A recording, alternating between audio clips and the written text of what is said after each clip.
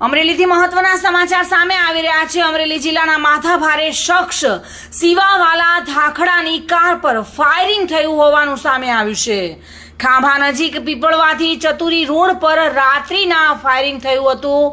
સીવાવાલા ધાખડા પર જૂની અદાવતે હુમલો કર્યા હોવાનું સામે આવ્યું છે। બે કારમાં આવેલા પૌ વરુ, મથુર વરુ, સંજય વરુ સહિત 6 થી 8 શખ્સો દ્વારા ફાયરિંગ કરાયું હોવાનું સામે આવ્યું છે। રાજુલા પંથકમાં સીવાવાલા ધાખડાનો દબદબો છે અને રાત્રિના સીવા ધાખડાની સ્કોર્પિયો કાર પર આ ફાયરિંગ થયું હતું। સીવા ધાખડાએ પોતાના ઇન્સ્ટાગ્રામ પર 8 થી 10 રાઉન્ડ ફાયરિંગ કર્યાની રીલ શેર કરી છે।